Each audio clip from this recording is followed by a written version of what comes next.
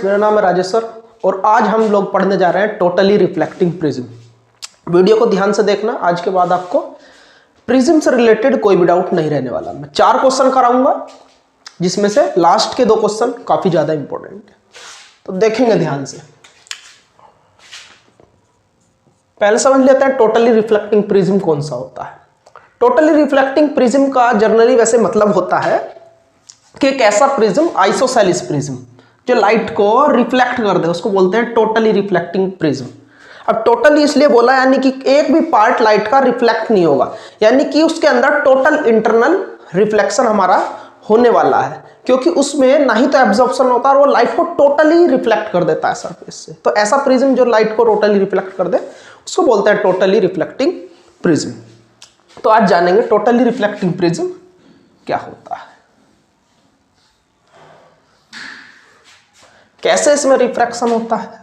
हमने क्या करा, एक इस टाइप का प्रिज्म ले लिया, यानी कि आइसोसेलिस प्रिज्म, जिसके ये दोनों एंगल तो 45 डिग्री है।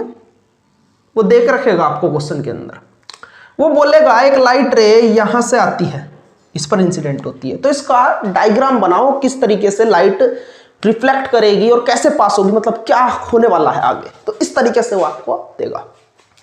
तो भाई लाइट नॉर्मली अगर जो इस पर पड़ रही है, और पहली बात अगर जो आपने टोटल रिफ्लेक्टिंग प्रिज्म नहीं देखा है, यानी कि टोटल इंटरनल रिफ्लेक्शन का टॉपिक नहीं देखा है, तो पहले जा करके उसको देख लेना, मैं डिस्क्रिप्शन में लिंक दे दूंगा आपको।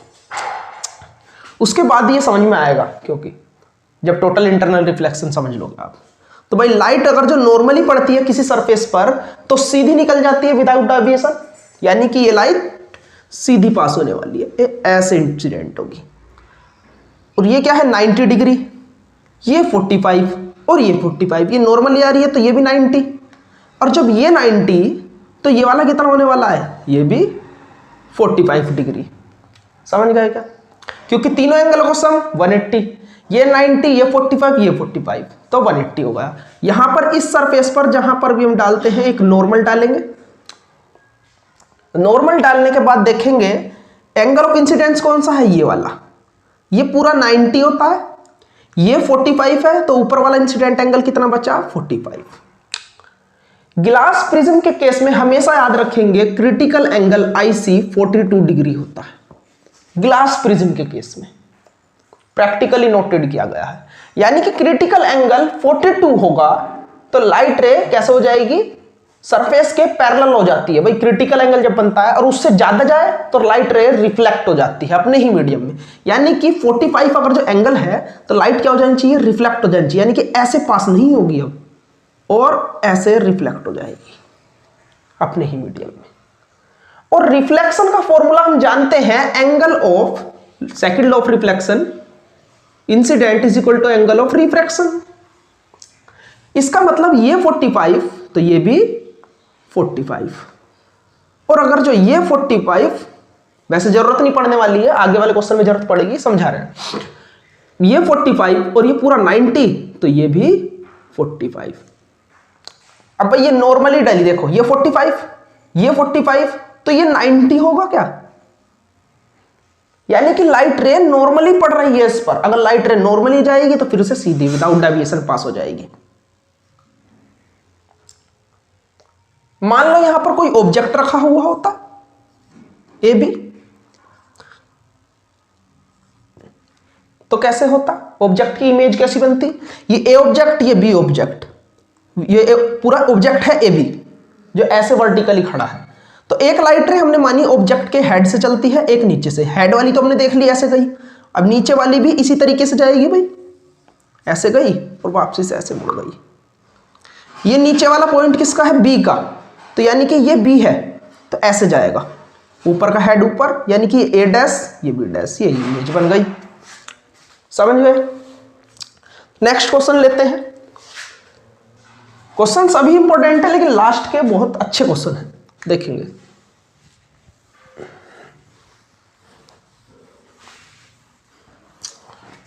मान लो आपको क्वेश्चन में प्रिज्म जो दिया हुआ है वो कुछ इस तरीके से दिया हुआ है,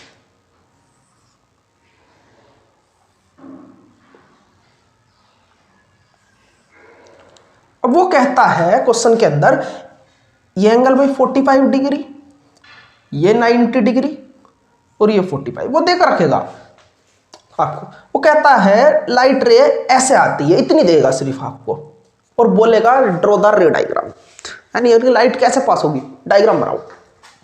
तो भाई नॉर्मली पड़ रही है तो सीधी विदाउट डेविएशन पास हो जाएगी। आ गई लाइट रे। अब ये 90 नॉर्मली पर, ये 45 तो ये 45, तो फिर से लाइट क्या हो जाएगी जैसे पहले हुई थी, ये नॉर्मल तो ये भी 45, और प्रिज्म के लिए एंगल, क्रिटिकल एंगल 42 डिग्री। तो लाइट रे रिफ्लेक्ट हो जानी चाहिए भाई, रिफ्लेक्ट हो गई। और जब ये 45 तो angle of incident equal to angle of reflection, तो ये भी 45। अब ये 45 तो ये वाला भी 45, क्योंकि पूरा 90 होगा भाई ये वाला। अब ये 45 ये 90 तो ये फिर से 45 डिग्री। यहां पर लाइट रे पड़ी है तो फिर से नॉर्मल डालना पड़ेगा, यानी कि ये 90 पूरा तो ये वाला फिर से 45। कौन सा एंगल, इंसिडेंट एंगल। फिर से एंगल किससे बड़ा होगा, क्रिटिकल एंगल से, तो फिर से लाइट रे रिफ्लेक्ट हो जानी चाहिए, रिफ्लेक्ट हो गई। कितने एंगल से रिफ्लेक्ट होगी, जिससे इंसिडेंट हुई, यानी कि 45। अब ये 45 तो ये नीचे वाला भी 45। अब ये 45 ये 45 तो ये 90 मिल गया। अब 90 मिल गया, नॉर्मली पड़ रही है तो सीधी निकल जाएगी। आ गया। मान लो यहां पर कोई ऑब्जेक्ट रखा हुआ होता, ए बी, ए ये बी, तो दो लाइट रे लेते, ऊपर वाली ये गई, नीचे वाली भी इसी तरीके से। एंगल नहीं दिखाने होते हमें, रफ में कर सकते हो, दिखाना चाहो दिखा सकते हो। आ गई।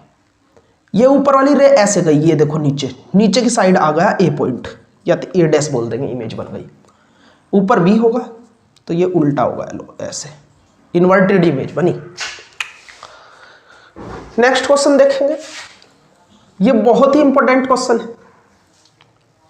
और पूरा कॉन्सेप्ट ज्यादातर कोई इसको बताता ही नहीं है कि आखिर हो क्या रहा है इसके अंदर। देखेंगे, अगर जो ये समझ लिया तो मान लो सारे ही क्वेश्चन कर लोगे, फिर तो कोई बचता ही नहीं है। देखो ध्यान से, प्रिज्म अगर जो इस तरीके से रखा हुआ हो, हमारा ग्लास प्रिज्म,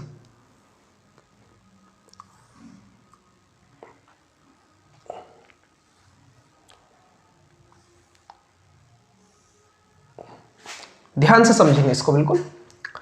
ये एंगल 90 दिया हमें, ये 45 दिया, और ये भी 45 होगा। फिर आइसोसेलिस प्रिज्म, दो एंगल इक्वल।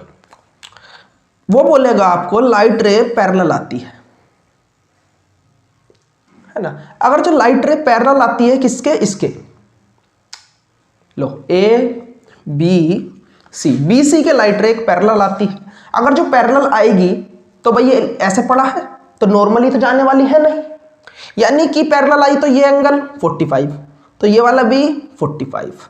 अगर जो ये दोनों पैरेलल हो तो अल्टरनेट इंटीरियर एंगल बन जाएंगे हमारे। तो ये 45 हुआ तो ये भी 45 हुआ, और यहां से हम एक नॉर्मल डालेंगे। अगर जो ये 45 तो ऊपर वाला भी हमारा 45 डिग्री होगा, यानी कि एंगल ऑफ इंसिडेंट 45, लेकिन क्रिटिकल एंगल 42 होता है।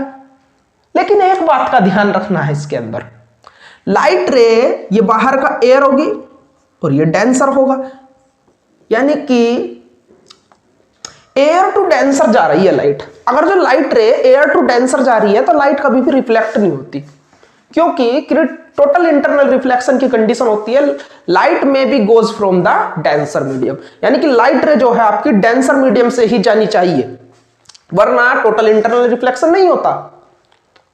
अगर जो पूरा कॉन्सेप्ट नहीं पता तो वीडियो को जाकर जरूर देखें आप, डिस्क्रिप्शन में लिंक आपको मिल जाएगा, तभी समझ पाएंगे आप इसको ठीक से। अगर जो लाइट रे रेयर से जा रही है तो कभी भी टोटल इंटरनल रिफ्लेक्शन नहीं होगा, तो यानी कि लाइट रे बेंड नहीं होगी। अब बेशक 45 डिग्री एंगल है तो क्या होना है, वापसी से अपनी भाई रेयर से डेंसर मीडियम जा रहा है तो बेंड टुवर्ड द नॉर्मल, यानी कि जानी तो कुछ सीधी चाहिए थी तो थोड़ी सी ऐसे चली जाएगी मोड़ के, ये ऐसे करी लाइट, समझ गए। अब ये 45 अगर जो सीधी जाती तो ये कैसे जाती है, कुछ ऐसे जाती है ना। और ये नॉर्मल है, नॉर्मल के साथ में और लाइट के साथ में एंगल 45 है, तो नॉर्मल के साथ में और यानी कि लाइट ऐसे जानी चाहिए थी ना, तो ये वाली लाइट के साथ में और नॉर्मल के साथ में फिर से एंगल क्या होना चाहिए 45, वर्टिकली अपोजिट एंगल। अगर जो ये दोनों 45 हैं ये 45 है, तो यहां से एक नॉर्मल डाले क्या इस सरफेस पर, भाई चेक करना है कैसे जाएगी। तो ये नॉर्मल डाला, इसके साथ में ये भी एक लाइट रे सीधी आ रही है, पर पैरेलल आ रही थी इसके, तो ये 90। अब ये 90, ये 45 पूरा है, तो इतना एंगल 45 से छोटा हुआ। और जब ये 45 से छोटा हुआ तो इसको बड़ा होना पड़ेगा 45 से, क्या नहीं? बिल्कुल होना पड़ेगा। अब ये वाला ऊपर वाला एंगल तो 45 से छोटा हो रहा है, पूरा ही तो 45 है। अब ये छोटा है, ये 90 है, तो इसको 45 से भी बड़ा होना पड़ेगा, क्योंकि 180 डिग्री एंगल तीनों का सम ट्रायंगल के। तो यानी कि ये क्या होगा 45 ग्रेटर, लो नीचे लिख देते हैं 45 ग्रेटर, लो जी, देन 45 डिग्री, ये वाला एंगल ग्रेटर देन 45। अरे ये ग्रेटर देन 45 डिग्री है, यानी कि इंसिडेंट एंगल नॉर्मल के साथ में, तो ये क्या हो जाएगी 42 से बड़ा होगा, तो फिर से रिफ्लेक्ट हो जाएगी लाइट। कैसे रिफ्लेक्ट होगी? जितने एंगल से आई उतने ही एंगल से रिफ्लेक्ट होगी, यानी कि 45 से बड़ा ही होगा एंगल, फिर से ये वाला जो एंगल होगा। अब लाइट रे कुछ ऐसे गई, अब ध्यान देना, ठीक है, लाइट रे कुछ ऐसे गई। अब यहां पर लाइट रे आई तो यहां पर क्या डालें, एक नॉर्मल डाल दें, समझ गए? अब यहां से नॉर्मल डाला तो यहां पर डाल लो, ये आ गया, है ना। अब ये लाइट रे यहां से आई तो ये 90, अब ये 90 तो ये 45 से बड़ा, तो इसको छोटा होना पड़ेगा 45 से, वही तो बात है भाई, यही वाली बात है, यानी कि जितना यहां था इतना यहां पर, ये 45 से बड़ा, ये दोनों इक्वल है, ये वाले दोनों एंगल, क्योंकि भाई angle I is equal to angle R, दोनों इक्वल, ये दोनों 90, तो ये जितना उतना ही है। ये 45 से छोटा था, ये वाला 45 से छोटा था, जब भी तो ये बड़ा हुआ था। अब ये 45 से छोटा, तो ये भी 45 से छोटा है ना, और दिखाई पड़ रहा होगा ये पूरा इतना है, तो काफी ज्यादा छोटा है, यानी कि 42 से भी छोटा। 45 तो 42 के बराबर नहीं है, तो 42 से भी छोटा। और जब 42 से भी ये छोटा, तो लाइट क्या हो जानी चाहिए, अब टोटली इंटरनल रिफ्लेक्शन नहीं होगा, रिफ्लेक्ट नहीं होती। और प्रैक्टिकली ये पाया गया था, जितनी जैसे भाई जैसी देखो प्रैक्टिकली, क्या खुद से देखो, यहां से लाइट आई, ये एंगल इक्वल इसके, ये एंगल इक्वल इसके, और ये एंगल इक्वल इसके, तो जैसे लाइट आई थी उसी तरीके से पैरेलली लाइट बाहर चली जाएगी, समझ गए? इसी तरीके से अगर जो ऑब्जेक्ट ए बी हो, ए बी, तो लाइट रे नीचे से चली एक, ऐसे पैरेलल गई, और ये गई, और ये गई, और ये गई। ये कौन सी खींची हमने, बी वाली, तो ये बी नीचे ए आ गए, यानी कि ए बी। तो अब ये क्या बन गई, हमारी इमेज बन गई, फिर से इन्वर्टेड इमेज बन गई। काफी अच्छा क्वेश्चन है, जरूर ट्राई करें इसको, मिटा दें, स्क्रीनशॉट ले लें। लास्ट क्वेश्चन आता है जिसमें अटक जाते हैं कि भाई करें तो क्या करें। लास्ट क्वेश्चन, इसके अलावा फिर कोई क्वेश्चन नहीं अटकता आपका। ध्यान से देखो इसको, ये इस टाइप की ग्लास सीट देती है हमारे को, इस टाइप की, ये एंगल 90, और वो देकर रखेगा। एक लाइट आती है ऐसे टकराती है इससे आकर के ऐसे, और यहां सीधी निकलती है, ये नॉर्मल हो गया, और नॉर्मल के साथ में ये 42 डिग्री एंगल बनाता है, 42 डिग्री एंगल। और गिलास के लिए, गिलास का बना हुआ है 42 होता है। देखिए भाई, गिलास के लिए एंगल, क्रिटिकल एंगल 42 होता है, लेकिन अगर जो एग्जाम में 45 देता है तो आपको 45 लेना पड़ेगा, नहीं दिया तो 42 लोगे। क्योंकि ऐसा हो जाता है कि भाई गिलास भी अलग अलग मटेरियल के होंगे, कोई थिक होगा, कोई ज्यादा डेंसर होगा, कोई थोड़ा डेंसर होगा, तो इस हिसाब से क्रिटिकल एंगल होता है। नॉर्मली 42 होता है, अगर जो देगा 45 तो आपको 45 लेना पड़ेगा। और वो क्वेश्चन के अंदर लो, अब आगे चलते हैं क्वेश्चन में, उसने एंगल, इंसिडेंट एंगल 42 दिया खुद से, है ना। अब जब ये 42 दिया, लाइट ऐसा आ रही है, यानी कि is equal to critical angle, और जब इंसिडेंट एंगल क्रिटिकल एंगल के इक्वल हो जाता है तो सरफेस के पैरेलल चली जाती है लाइट रे, यानी कि ये गई सरफेस के पैरेलल। इसमें कंफ्यूजन हो जाता है, सिर्फ कंफ्यूजन है और कुछ नहीं है इस क्वेश्चन के अंदर।